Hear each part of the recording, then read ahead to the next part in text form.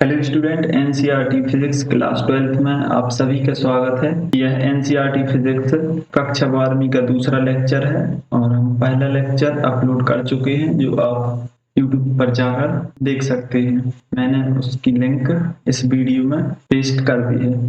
तो हमने पिछले लेक्चर में जाना विद्युत आवेश के बारे में, आवेश उत्पत्ति का इलेक्ट्रॉनिक सिद्धांत, चालक, विद्युत रोधी, कूलम का नियम, एकांक आवेश, विद्युत आवेश के मूल गुण आदि के बारे में जाना और पराविद्युतांक के बारे में जाना। अब हम पढ़ने वाले हैं पराविद्युतांक का मान। ये तो हम जान चुके हैं कि पराविद्युतांक क्या होता है। अब हमें ये जानना जरूरी है कि पानी में उस पराविद्युतांक का मान क्या होता है, वायु में पराविद्युतांक क्या होता है और धातु में पराविद्युतांक क्या होता है। हमें जब न्यूमेरिकल प्रश्न करने को आएंगे तो हम प्रश्न में तो जरूर दिया जाएगा कि उस माध्यम का पराविद्युतांक क्या है। यदि कहीं नहीं दिया गया है तो वहां या फिर वायु होगी या फिर कुछ और होगा जिसका पराविद्युतांक हमें नॉर्मली पता रहता ही है। चलिए अब हम जानते हैं वायु का पराविद्युतांक यहाँ पर दिया गया है कि 1 होता है, केरोसिन का 2 और कांच का 5.10 और पानी का पराविद्युतांक 80.4। और ये क्या है, मोस्ट इम्पोर्टेंट, ये प्रश्नों में पूछा जाता है कि धातु का पराविद्युतांक होता है। विकल्प में दिया जाएगा 1, 2, 5, 10 अनंत। आपको टिक कर देना है कि धातु का पराविद्युतांक अनंत होता है। अब हम पढ़ने वाले हैं निरंतर आवेश वितरण के बारे में। तो हम सभी जानते हैं कि आवेश क्वांटीकृत होता है, अर्थात किसी आवेशित पदार्थ पर आवेश की मात्रा यानी जो इलेक्ट्रॉन पर आवेश न्यूनतम आवेश होता है E, उसके पूर्ण गुणज में ही आवेश स्थानांतरित होता है। लेकिन व्यवहार में सिर्फ इतना ही आवेश एक पदार्थ पर स्थानांतरित नहीं होता है। यह क्या है, एक इलेक्ट्रॉन की तुलना करें तो यह आवेश इतना होगा। जो नॉर्मली आवेश फ्लो होता है उसकी तुलना में यह क्या है, बहुत ही कम आवेश है। यानी कि जो भी अभी आवेश फ्लो हो रहा है वायर में उसकी तुलना में यह बिल्कुल नगण्य आवेश है।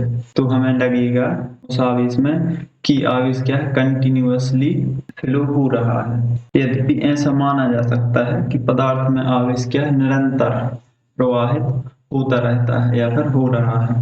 निरंतर आवेश वितरण 3 प्रकार से हो सकता है, रैखिक आवेश, पृष्ठ आवेश और आयतन आवेश वितरण। रैखिक आवेश मीन्स किसी रेखा या किसी लाइन, एक जो भी लंबाई है उसके सापेक्ष उस पर वितरित हो सकता है आवेश, कोई आयतन है उस पर वितरित हो सकता है। तो यह 3 प्रकार से आवेश वितरित हो सकता है। सबसे पहला है रैखिक आवेश वितरण। रैखिक आवेश वितरण यानी जो चालक है उसकी प्रति एकांक लंबाई, यानी उसकी लंबाई कुछ भी हो, यदि थोड़ी है एकांक 1, जितनी इतनी छोटी सी लंबाई में उपस्थित आवेश, छोटी सी लंबाई में उपस्थित आवेश की मात्रा को रैखिक आवेश घनत्व कहते हैं। इसका एसआई मात्रक कूलम प्रति मीटर। यहाँ पर एक रैखिक चालक लिया गया है जिसकी लंबाई L है और उस पर आवेश धन आवेश समान रूप से क्या है, वितरित है। और यहाँ पर जो बिंदु P है, सॉरी यहाँ पर जो आवेश Q है, इस पर हमें विद्युत क्षेत्र की तीव्रता ज्ञात करनी है। यहाँ पर यह हम छोटा सा वायर ले लेते हैं जिसकी लंबाई क्या है, DL है, जिसकी लंबाई DL है और हम इसके लिए अब हम व्यंजक ज्ञात करते हैं। तो यह परिभाषा से हमें क्या पता चलता है, सबसे पहले लैम्डा से प्रदर्शित हम करते हैं रैखिक आवेश वितरण। और हमने परिभाषा में क्या पढ़ा कि प्रति एकांक लंबाई में उपस्थित आवेश की मात्रा रैखिक आवेश घनत्व या फिर रैखिक आवेश वितरण कहलाता है। तो यहाँ पर हम dq का मान निकाल लेंगे और इसको समीकरण 1 नाम दे देंगे। इसको समीकरण 1 नाम देने के बाद यहाँ पर हम अल्प बल, छोटा सा बल ज्ञात करेंगे। सबसे पहले यहाँ पर छोटा सा बल dF क्या है, एक छोटा सा बल है जिसका हम क्या कर देंगे, इंटीग्रेशन कर देंगे तो हमें पूर्ण बल प्राप्त हो जाएगा। यानी पूरे तार का बल, पूरे चालक का बल हमें प्राप्त हो जाएगा। और यह इंटीग्रेशन कहाँ तक करेंगे, L तक, क्योंकि इसकी लंबाई L है। इसकी लंबाई कुछ और होती तो हम वहाँ उसकी लिमिट रख देते। यहाँ पर F का मान हमने पढ़ा है कूलम के बल से 1/4 पाई एप्सिलॉन 0। और यहाँ पर Q क्या है, dQ है और एक Q0 है। हमें इस पर ये जो दिया गया है इस पर हमें ज्ञात करना है कूलम बल। और यहाँ पर r क्या है, यहाँ पर r दूरी है, तो यहाँ पर r स्क्वायर आ जाएगा।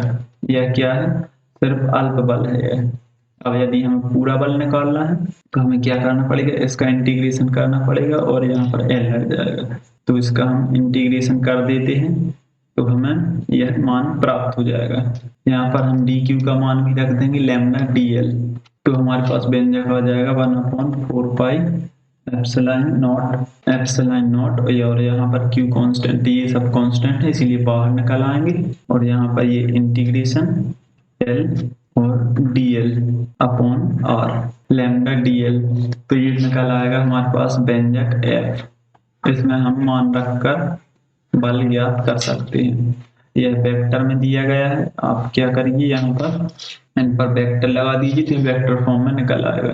जैसे f वेक्टर और 1/4 pi epsilon not q0 integration lambda dl upon r, और यहाँ पर r से मल्टीप्लाई भी कर दीजिए तो यह क्या निकला है, एक वेक्टर फॉर्म निकल आएगा। तो इस प्रकार से यह हमारे पास व्यंजक आ जाएगा। अब हम पढ़ने वाले हैं पृष्ठ आवेश वितरण, यानी चालक के प्रति एकांक क्षेत्रफल पर आवेश की मात्रा को आवेश घनत्व कहते हैं या फिर आवेश पृष्ठ आवेश वितरण कहते हैं। मान लीजिए क्या है, एक चालक है जिसके पृष्ठ पर कुछ आवेश उपस्थित है, इस प्रकार से है। ds क्या है, यह आवेश एरिया वेक्टर। एरिया वेक्टर के बारे में अभी हम इसके तुरंत बाद पढ़ने वाले हैं कि क्या होता है। अभी के लिए आप मान लीजिए एरिया वेक्टर क्या है, एरिया का वेक्टर फॉर्म है। अभी तक आप स्केलर फॉर्म पढ़ते आए, लेकिन अब यहाँ पर हम फिजिक्स में जरूरत है इसीलिए अब हम पढ़ेंगे एरिया को वेक्टर के फॉर्म में। तो यहाँ पर इससे क्या है, r दूरी पर वेक्टर r दूरी पर जो q नॉट उपस्थित है इस पर हमें बल ज्ञात करना है। कब, जब हमें पृष्ठ आवेश वितरण दिया गया हो। तो यहाँ पर पृष्ठ आवेश वितरण को सिग्मा से व्यक्त करते हैं, किससे, सिग्मा से, और इसका मात्रक है कूलाम प्रति मीटर, कूलाम प्रति मीटर स्क्वायर। और रैखिक आवेश का क्या था, कूलॉम प्रति मीटर, ये था रैखिक आवेश वितरण का। और यहाँ पर ये है पृष्ठ आवेश वितरण का कूलॉम प्रति मीटर स्क्वायर। तो यहाँ पर क्या आ जाएगा, sigma is equal to dq upon ds, ये आ जाएगा। और यहाँ से हम dq का मान निकाल लेंगे और इसको हम समीकरण 1 नाम दे देंगे। उसके बाद हम क्या करेंगे कि F इज इक्वल टू इस आवेश पर हम बल ज्ञात करेंगे। तो कूलम के बल से क्या होता है 1/4 पाई एप्सिलॉन नॉट, और यहाँ पर Q upon r square into Q भी है, इंटू क्यू। तो ये क्या है, कूलम बल होता था। यहाँ पर एक इस q की जगह क्या है, dq है, तो हम यहाँ पर dq रख देंगे। dq रखने के बाद 1/4 पाई एप्सिलॉन नॉट, और dq का मान क्या है, सॉरी अभी इंटीग्रेशन नहीं आएगा। यहाँ पर dq का मान क्या है, लैम्डा, सॉरी लैम्डा नहीं, यहाँ पर है सिग्मा, सिग्मा ds, और यहाँ पर r स्क्वायर और q नॉट। तो इस प्रकार से यह आ जाएगा क्या है, f का मान, सॉरी यह f का नहीं df का मान आएगा। अब हमें f का मान निकालना है तो हमें इसका इंटीग्रेशन करना पड़ेगा s के सापेक्ष। तो हम इसका इंटीग्रेशन करेंगे तो क्या आ जाएगा 1/4 पाई एप्सिलॉन नॉट, और यह q भी आएगा बाहर क्योंकि यह सब स्थिरांक हैं। और यहाँ पर इंटीग्रेशन होगा सिग्मा अपॉन r स्क्वायर और किसके सापेक्ष, ds के सापेक्ष। तो यह क्या निकल आएगा, F बल निकल आएगा, यह निकल आएगा इनके मध्य लगने वाला बल। तो इस प्रकार से यह व्यंजक आ जाएगा। इसमें हम मान रख के क्वेश्चंस को हल कर सकते हैं। यह परीक्षा की दृष्टि से सूत्र महत्वपूर्ण तो नहीं है, लेकिन अभी जो हम बाद में व्यंजक करेंगे हमें उस जगह यह जरूरत पड़ेगी, तो हम इसीलिए इनको अभी आपको बता दे रहे हैं। यदि हम इसको वेक्टर फॉर्म में लिखें तो F पर हम वेक्टर लगा देंगे और इसके बाद ये सभी कांस्टेंट हैं ही सिग्मा, और यहाँ पर R क्या है, एक इकाई वेक्टर है, एकांक सदिश है। तो इस प्रकार से यह क्या है, पृष्ठ आवेश वितरण। अब हम पढ़ने वाले हैं आयतन आवेश वितरण, यानी कि चालक की प्रति एकांक आयतन पर उपस्थित आवेश की मात्रा को क्या कहते हैं, आयतन आवेश घनत्व या फिर आयतन आवेश वितरण कहते हैं। इसको रो द्वारा प्रदर्शित किया जाता है, इस चिन्ह को क्या बोलते हैं, रो। इसको रो द्वारा व्यक्त किया जाता है और इसका ऐसा ही मात्रक है कूलाम प्रति मीटर क्यूब या फिर मीटर घन घन मीटर। इसका मात्रक है कूलाम प्रति मीटर क्यूब। इसको रो से प्रदर्शित किया जाता है। अब जिस प्रकार हम क्या किया था, lambda is equal to D Q upon D L, उसी प्रकार हम यहाँ पर करेंगे कि जो रो है, rho is equal to D Q upon d v. भी क्या है, इस पदार्थ का आयतन है भी, और डी क्यू एक अल्प आवेश है। यहाँ पर डी क्यू का मान निकालेंगे तो रो इंटू डी वी, इसको हम समीकरण 1 दे देंगे। और यहाँ पर कूलम बल फिर से हम ज्ञात करेंगे। कूलम बल ज्ञात करने के लिए हम सूत्र पहले से पता है, ये होता था कूलम बल अपॉन आर स्क्वायर, ये होता था कूलम बल। अब इस सूत्र में यदि हम मान रखें तो F is equal to 1/4 pi epsilon naught और क्यू बार, और इस वाले क्यू की जगह हम रख देंगे रो डी वी, इसको हम रख देंगे यहाँ पर भी रो डी वी, और क्यू तो ये बाहर चला गया, इधर बचा आर स्क्वायर। तो यह निकल आएगा आयतन आवेश वितरण।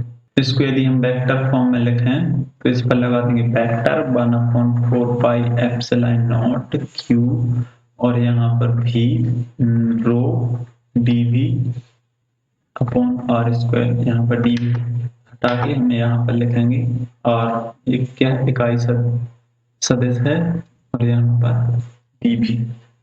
तो इस प्रकार से हमें यह व्यंजक प्राप्त हो जाएगा। आपको यहाँ सिंपली कुछ नहीं करना है, यहाँ F is equal to 1/4 pi epsilon, और यहाँ पर Q और Q0 आर स्क्वायर, इस Q की जगह इस DQ को रख देना क्योंकि अल्प है। अल्प के बाद हम इसका मान रख देंगे और संपूर्ण ज्ञात कर लेंगे। इसका समीकरण 1 से हम मान रख लेंगे तो हमारे पास यह व्यंजक आ जाएगा। अब हम पढ़ने वाले हैं विद्युत क्षेत्र के बारे में। तो चलिए जानते हैं कि विद्युत क्षेत्र क्या होता है। जब किसी विद्युत आवेश को क्या है, मुक्त आकाश में रखा जाता है तो वह अपने चारों ओर एक विद्युत पर्यावरण उत्पन्न कर लेता है। अपने क्या चारों ओर, समझ लीजिए एक आवेश है और यह अपनी ओर क्या कर लेगा, एक पर्यावरण उत्पन्न कर लेगा, विद्युत पर्यावरण उत्पन्न कर लेगा, जहां किसी दूसरे आवेश को लाने पर हम उस पर क्या करेंगे, उस पर हम क्या बल का प्रभाव प्रदर्शित कर सकता है। यह आवेश उस आवेश पर बल का प्रभाव प्रदर्शित करता है। जहां तक भी यह प्रभाव प्रदर्शित करता है वह इस आवेश का विद्युत क्षेत्र कहलाता है। यानी कि यदि एक आवेश हम यहाँ पर लाएं तो यदि यहाँ पर उसका बल प्रभाव सिर्फ यहाँ तक ही है तो इसका विद्युत क्षेत्र क्या हो जाएगा, यहाँ तक सीमित हो जाएगा, ये नहीं रहेगा।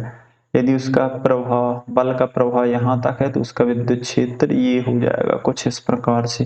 तो ये कहलाता है क्या, उस आवेश का विद्युत क्षेत्र। यहाँ पर किसी विद्युत आवेश के चारों ओर का वह क्षेत्र जहाँ तक वह अन्य आवेश पर स्थिर विद्युत बल लगा सकता है, उस आवेश का विद्युत क्षेत्र कहलाता है। ये क्या कहलाता है, विद्युत क्षेत्र। जैसे कोई चुंबक है, यहाँ पर एक चुंबक रखी हुई है और यहाँ पर दूसरी चुंबक रखी हुई है, या फिर और यहाँ पर क्या है, एक चुंबक है, इसका कुछ चुंबकीय क्षेत्र होगा, क्या होगा, चुंबकीय क्षेत्र होगा।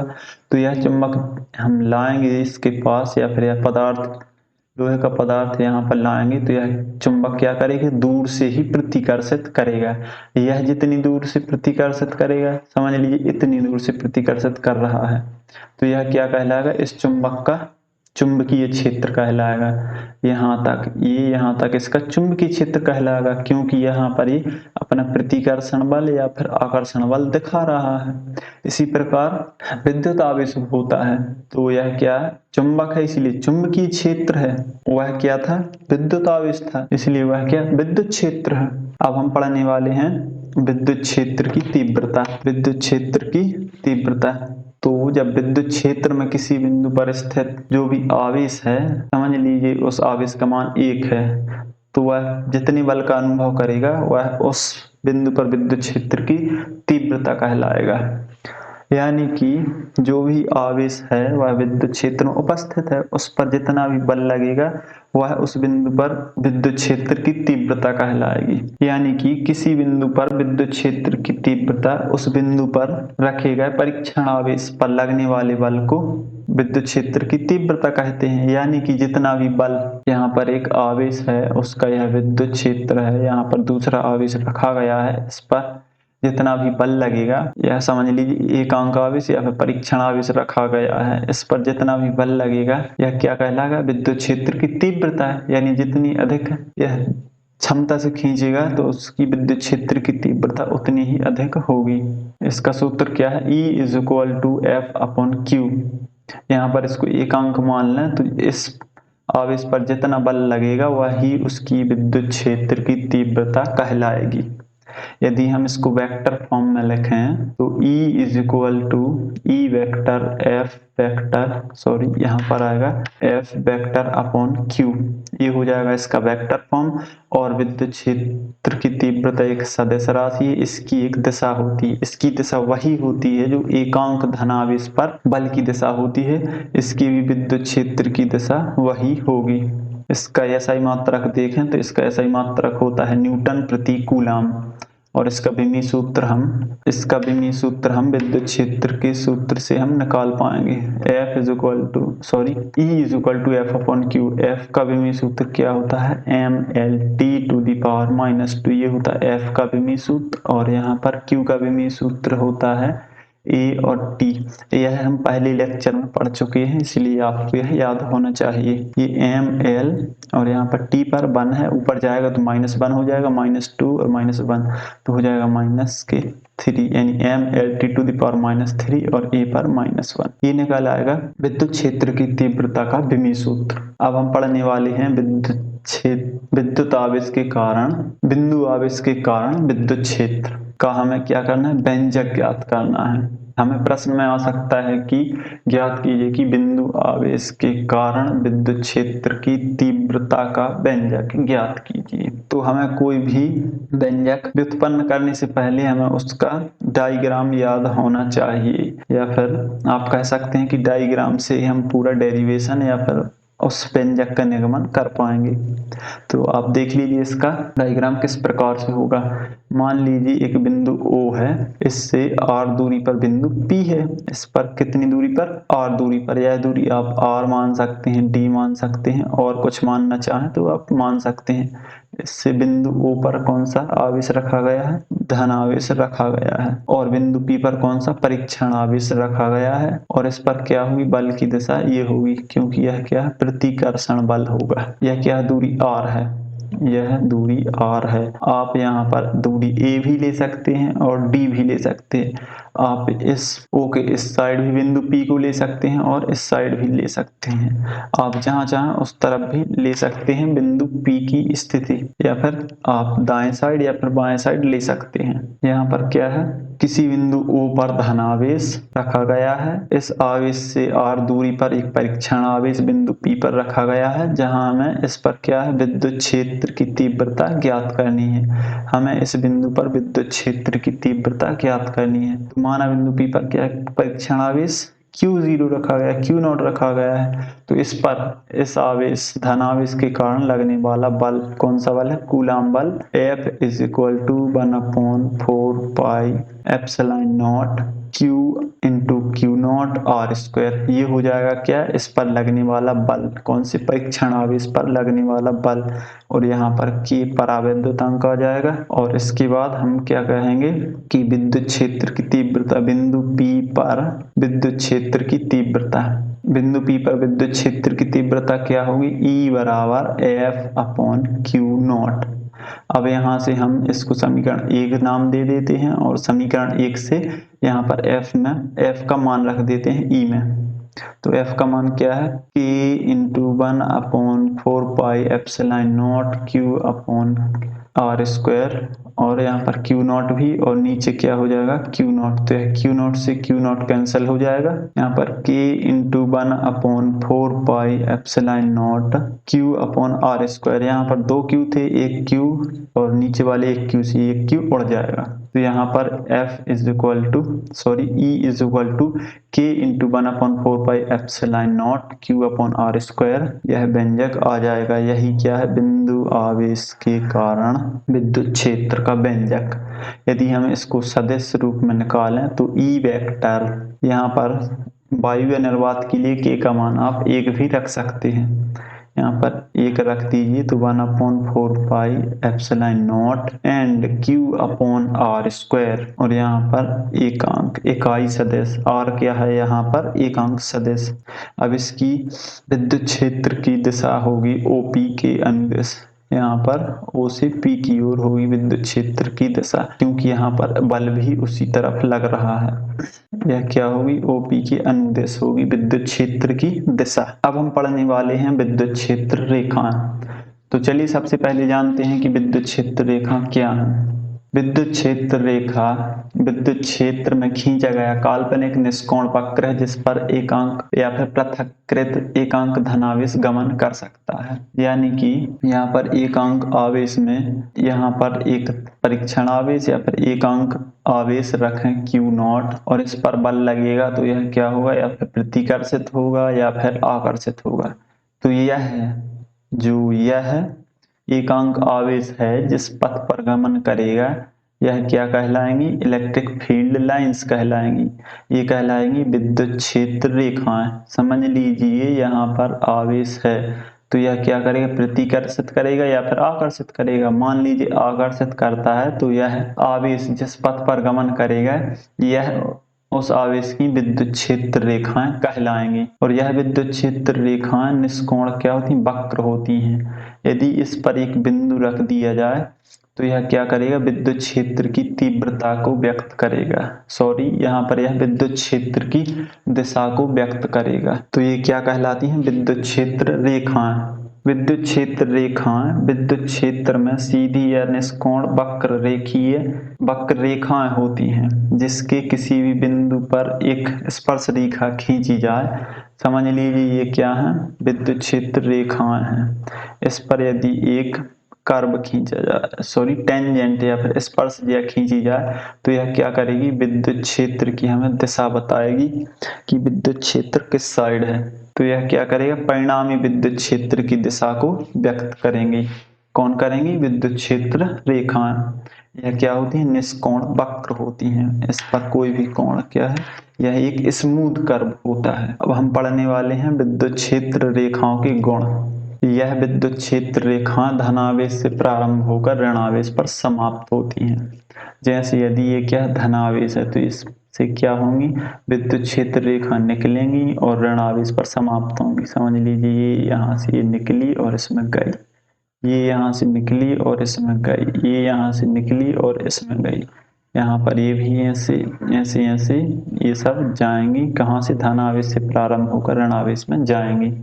जिस प्रकार ये चुंबक का S ध्रुव और N ध्रुव होता है, विद्युत क्षेत्र रेखाएं S से N की ओर जाती हैं इस प्रकार से, तो उसी प्रकार से जाती हैं कौन सी? विद्युत क्षेत्र रेखाएं धनावेश से ऋणावेश की ओर, धनावेश से ऋणावेश की ओर। अब क्या? सिंगल चार्ज या फिर एकल आवेश की उपस्थिति में विद्युत क्षेत्र रेखाएं अनंत से प्रारंभ होकर अनंत पर समाप्त होती हैं। यानी कि यहाँ पर यदि धनावेश लिया जाए तो इससे क्या होंगी? विद्युत क्षेत्र रेखाएं निकलेंगी तो यह समाप्त कहाँ होंगी? अनंत पर समाप्त होंगी। यह होंगी अनंत पर समाप्त। यहाँ से निकलेंगी, कुछ यहाँ से कहीं से भी निकल सकती हैं। और यहाँ पर यदि ऋणावेश है तो यहाँ पर कहीं से भी आ सकती हैं विद्युत क्षेत्र रेखाएं। यह किस स्थिति में होंगी? सिंगल चार्ज एकांक आवेश की उपस्थिति में ऐसा हो सकता है। अब दो विद्युत क्षेत्र रेखा किसी बिंदु पर खींची गई स्पर्श रेखा पर उस बिंदु के विद्युत क्षेत्र की दिशा को प्रदर्शित करेंगे। यहाँ पर यदि ये धनावेश है और ये ऋणावेश है, यहाँ पर ये क्या? इलेक्ट्रिक फील्ड लाइन है, विद्युत क्षेत्र रेखा है। यदि हम इस पर एक स्पर्श रेखा खींच लें, स्पर्श रेखा एक टेंजेंट खींच लें तो यह हम यहाँ पर क्या व्यक्त करेगी? विद्युत क्षेत्र की दिशा को व्यक्त करेगी। ये होती हैं विद्युत क्षेत्र रेखाओं के गुण। अब विद्युत क्षेत्र रेखाएं एक दूसरे को कभी नहीं काटती। यानी कि यह इसको इस प्रकार से नहीं काटेगी, यहाँ से ये नहीं जाएगी, इसको क्या है, या दूर से ही जाएगी।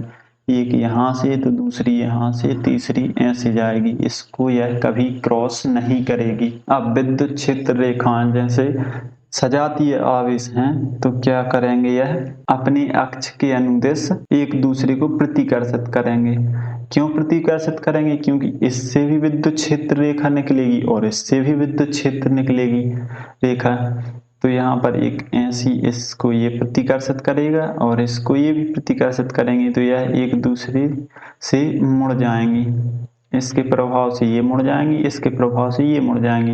तो यहाँ पर एक बिंदु प्राप्त होता है जो उदासीन बिंदु कहलाता है। और इस प्रकार से हमें पता चलता है कि सजातीय आवेशों में प्रतिकर्षण होता है। किसके कारण? विद्युत क्षेत्र लाइन या फिर विद्युत क्षेत्र रेखाओं के कारण। यहाँ पर ये चित्र में हमें रेखाएं प्रदर्शित की गई हैं। यहाँ पर ये क्या है, धनावेश है, सॉरी यहाँ पर ये ऋणावेश है। इसमें क्या है जी, विद्युत क्षेत्र रेखाएं आ रही हैं और इसमें ये जा रही हैं। विद्युत क्षेत्र रेखाएं अपनी लंबाई के लंबवत दिशा में एक दूसरे को हटाने का प्रयास करती हैं। यहाँ पर ये क्या है, एक दूसरे को हटाने का प्रयास कर रही हैं, यानी कि इससे यह हमें पता चलता है कि सजातीय आवेशों में प्रतिकर्षण होता है।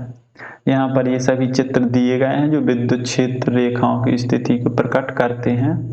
यहाँ पर अब क्या है, एक समान विद्युत क्षेत्र और असमान विद्युत क्षेत्र। एक समान विद्युत क्षेत्र वह विद्युत क्षेत्र है जिसके प्रत्येक बिंदु पर क्या हो, विद्युत क्षेत्र की तीव्रता एक समान हो। यहाँ पर यदि विद्युत क्षेत्र की तीव्रता क्या है, एक समान है, इस बिंदु पर भी, इस पर भी, इस पर भी विद्युत क्षेत्र क्या हो, एक समान हो, तो ये क्या कहलाएगा, एक समान विद्युत क्षेत्र कहलाएगा। और असमान विद्युत क्षेत्र यानी कि जो ये बिंदु हैं, जो कोई भी बिंदु हैं, यहाँ पर ये बिंदु हैं, तो इन पर क्या है, विद्युत क्षेत्र की तीव्रता अलग अलग है, तो ये क्या कहलाएगा, असमान विद्युत क्षेत्र। यहाँ पर मैं विद्युत क्षेत्र रेखाओं की एक प्रॉपर्टी बताना भूल गया हूँ, आप देख लीजिए। यहाँ पर जहाँ पर विद्युत क्षेत्र की तीव्रता क्या होगी, अधिक होगी, तो वहां पर विद्युत क्षेत्र रेखाएं सघन होंगी। विद्युत क्षेत्र की तीव्रता अधिक होगी तो विद्युत क्षेत्र रेखाएं सघन होंगी, और विद्युत क्षेत्र की तीव्रता कम होगी तो विद्युत क्षेत्र रेखाएं विरल होंगी। यह भी क्या है, विद्युत क्षेत्र रेखाओं की गुण है।